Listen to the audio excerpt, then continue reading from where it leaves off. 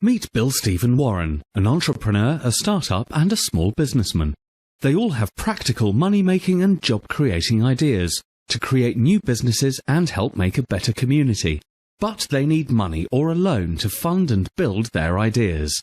How can they raise the money to create this business, and what is the roadmap? The most common method is to get a loan from a bank. But banks consider startup entrepreneurial ventures too risky, especially now with the economic downturn and today's restrictive lending policies. Then the answer is usually a big no. Clearly, this way there is very little new business development, innovation or growth. Just think of business and the world without the Bills, Steves and the Warrens. Currently, an entrepreneur needs a business plan and a loan application, then a drive to the bank to meet with the loan officers in the hope of getting a loan. But not anymore. Through the internet, using cloud and social media environments, the entrepreneur can access hundreds or thousands of potential investors through crowdfunding websites. There are several ways to seek crowdfunding. The first is the donation method of crowdfunding. This model has been around for years. People can donate money in small increments to a project which they believe has moral and ethical value and that is good for the community. Examples of this are asking for donations on Facebook causes or GoFundMe. The second is the pre-order method of crowdfunding. Here people make online pledges during a campaign to pre-buy the product for later delivery. A good example of this is Kickstarter. The third is the reward-based method of crowdfunding. This is a variation on the two previous types, where investors get the satisfaction of helping and immediately get a predetermined reward or item of value, but no equity or ownership.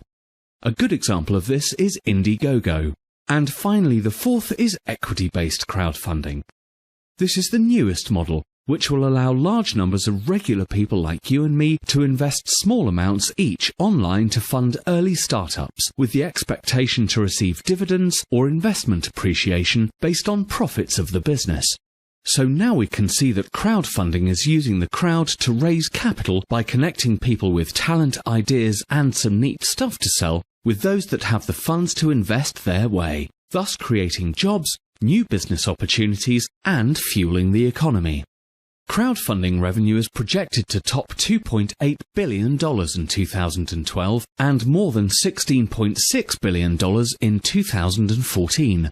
The speed of growth of crowdfunding from 2009 to 2014 is very similar to the growth pattern of the internet in the early 1990s. This raises the big question. Do you want to just watch crowdfunding happen and grow, or do you want to be a part of it? How about leveraging the 2.5 billion internet users who can be potential investors with a projected $300 billion of investment revenue opportunity? Do you know the size and potential of your social capital? Discover how to capitalize on your network and learn to start your successful crowdfunding campaign now.